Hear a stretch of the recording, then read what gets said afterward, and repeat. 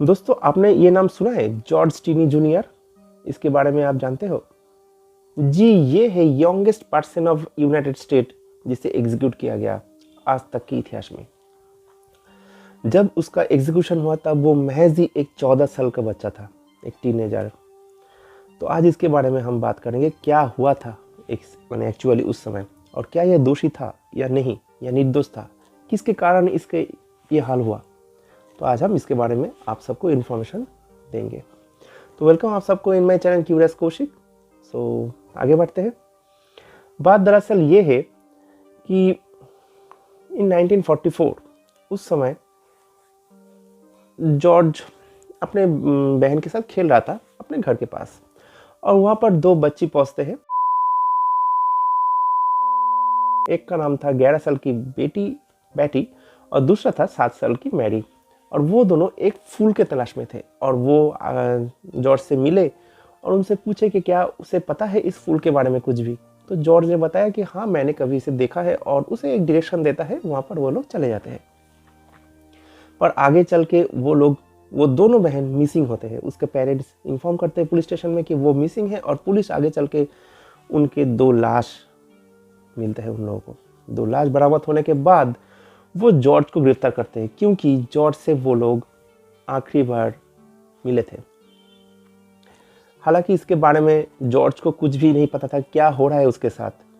और यहाँ तक कि उनके जो ट्रायल चला था जॉर्ज का, वो बस 2 घंटे का ट्रायल चला था। अब आप जॉर्ज के तस्वीर को देख सकते हो, और ये उस समय क्यों हुआ ये आप अंदाज लगा सकते हो, क्योंकि उस समय गोरा और काला इसका भेदभाव एकदम चरम सीमा में थे अमेरिका में। अभी भी है, अभी भी कुछ ऐसे घटना घटती है जो बहुत ही निंदनीय है, और क्या बताऊँ इसके बारे में। पर उस समय ये पीक पे थे, एकदम कगार पे थे। तो जॉर्ज का ट्रायल चला बस 2 ही घंटा, मतलब कि 2 घंटे के ट्रायल के बाद, और जज उस समय जो जूरी में जो जज थे वो भी गोरे थे, और उन्होंने महज 10 मिनट में अपना फैसला सुना दिया कि जॉर्ज दोषी है, और उसे फांसी की सज़ा सुनाई दी गई। फांसी नहीं, उसे एग्जीक्यूशन की सज़ा सुनाई दी गई।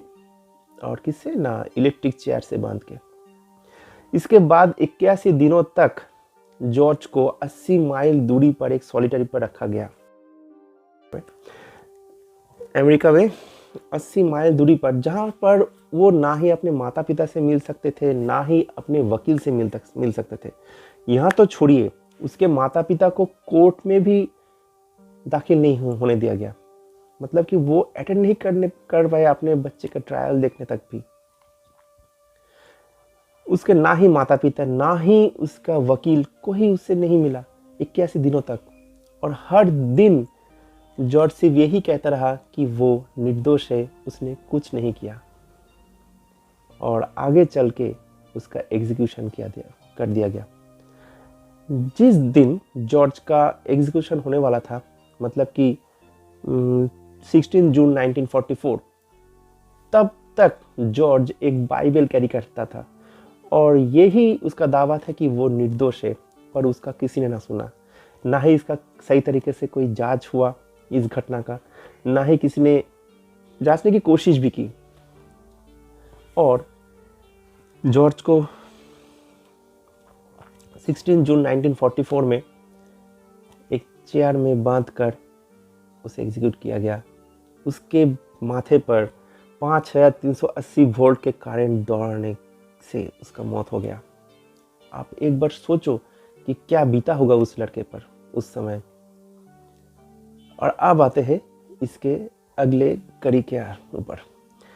इससे 70 साल बाद 2014 में